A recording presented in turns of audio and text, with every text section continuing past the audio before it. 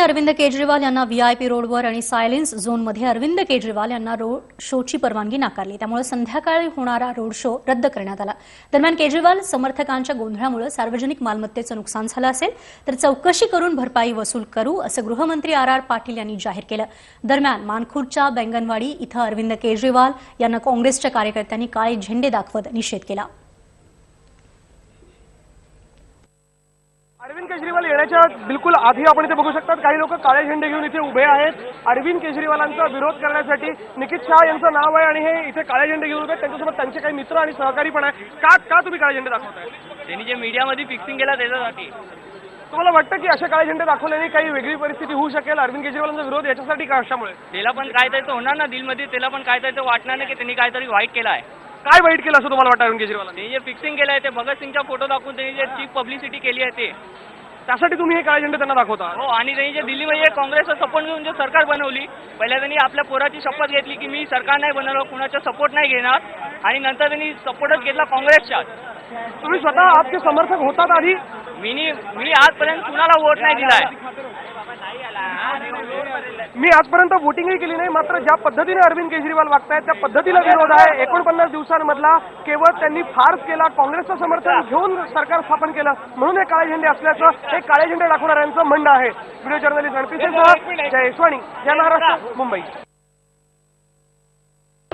नियमांचं उल्लंघन केलंय त्याच्यावर कायदा आणि नियम मोडल्याबद्दलचे जे गुन्हे, जी कारवाई करणं आवश्यक आहे ती नेहमीच केली जाते। या बाबतीत ही सगळं तपासून बघितलं जाईल आणि जर कारवाई करण्याची आवश्यकता असेल तर निश्चितपणाने केली जाईल। केजरीवालांवरही कारवाई केली जाईल असं आहे की पहिल्यांदा काय घडले याची माहिती घेतल्यानंतर मी या बाबतीत बोलू शकेन। या संदर्भात अधिक माहिती घेत प्रतिनिधी अमेय पाठक आपल्यासोबत आहेत। अमेय, सर्वसामान्य नागरिकांमध्ये कुठेतरी रोष असल्याचं दिसून येतंय। पुन्हा एकदा काळे झेंडे दाखवण्यात आलेले आहेत। कोण होते हे कार्यकर्ते, काय माहिती मिळतेय?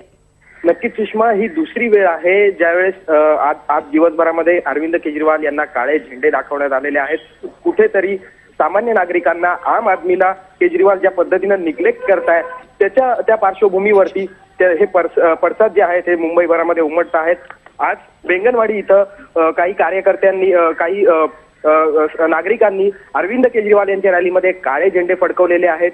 अद्यापर्यंत हे नागरिक कोण होते आणि काय कारण होतं हे जरी स्पष्ट झालेलं नसलं तरी कुठेतरी निराशाजनक भावना जी आहे ही नागरिकांच्या मनात आहे। कारण नक्कीच ज्या पद्धतीचं पोर्ट्रेशन केजरीवाल यांनी स्वतःचं केलं होतं त्या पद्धतीनं ते आता पब्लिकच्या सामोरं नाही गेलेले, नागरिकांच्या सामोरं नाही गेलेले, आणि कुठेतरी त्यांची बदललेली भूमिका नागरिकांना पटत नाहीये आणि त्याचेच हे तीव्र पडसाद आता सध्या उमटताना आपल्याला बघायला मिळत आहेत। सुषमा, बिलकुल अमेय, धन्यवाद या दिलेल्या सगळ्या माहितीबद्दल। विशेष म्हणजे ज्या आम आदमी पक्षाकडे तरुणाई सगळ्यात जास्त आकर्षित होती असं म्हटलं जात होतं, मात्र इथे तरुणाईचाच उद्वेगजनक प्रतिक्रिया पाहायला मिळत आहेत। केजरीवाल इकडे दौऱ्यांमध्ये दंग असतानाच आम आदमी पक्षाची चौथी यादी आज जाहीर झाली।